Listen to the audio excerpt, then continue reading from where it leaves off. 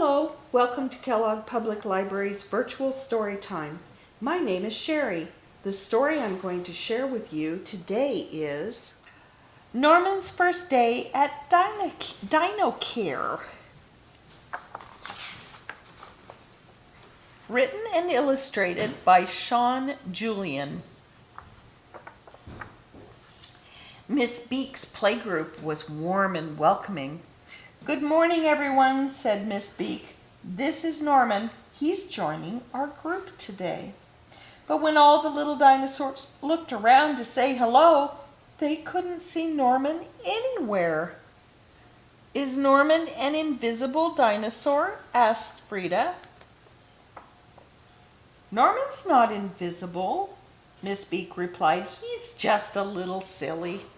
"Don't be shy, just say hi," said Jake in such a big booming voice that the ground shook.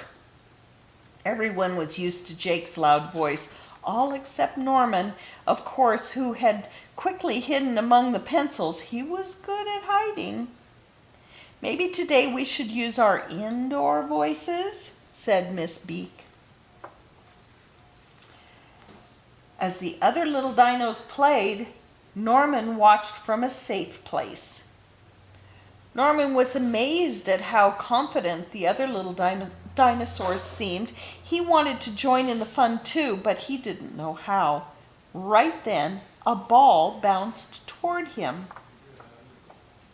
"Maybe this is my chance to join in," thought Norman. He ran and kicked the ball with all his might. To Norman's surprise, the ball flew through the air, over Rodney, over Jake, over Zoe, until it landed with a splat right in the middle of the swamp.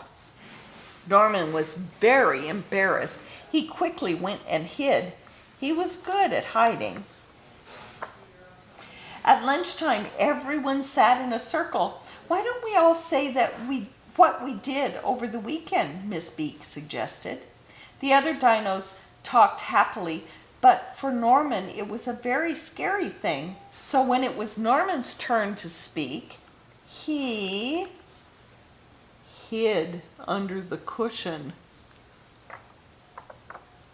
After lunch, Norman looked for a quiet spot and started stacking some pretty pebbles. It was normally a game he played by himself. But someone was watching. "That's amazing," said Tina. "You're very clever."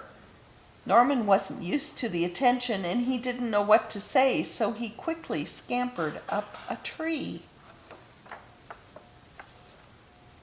"I really want to join in, Miss Beek, but I feel shy." "It's okay to be shy," Miss Beek replied. "It's a special part of who you are." "Really?" said Norman. "Absolutely," Miss Beek replied. "And I wonder if this afternoon we can discover what other amazing qualities you have hidden inside." Miss Beek split the class into pairs and asked them to perform something for the group. Zoe and Rodney wanted to play music.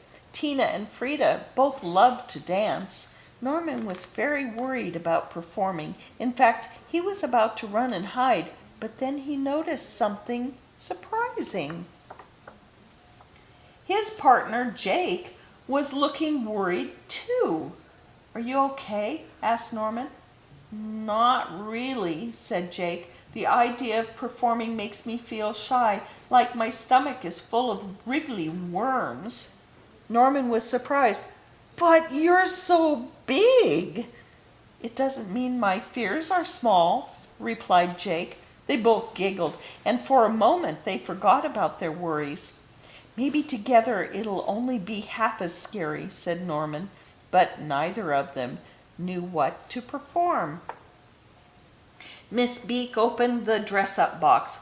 "Maybe you will find an idea in here," she suggested. They tried on a lot of things and had lots of fun until Norman had a magical idea. After Zoe and Rodney played their music and Frida and Tina performed their dance, Jake slowly walked onto the stage to perform a magic act all by himself. "Where's Norman?" Jake was feeling nervous, but he knew something that no one else did. Jake took off his hat and gave it a tap with his magic wand. To everyone's astonishment and delight, Norman magically appeared from his hiding place inside the hat. He really was good at hiding. There would always be a part of Norman that was shy, and he was okay with that because now he knew that hidden inside himself there was also courage, and he would always have his friends to help him find it. And that's the end of that story. Hit like and subscribe, please. See you next time.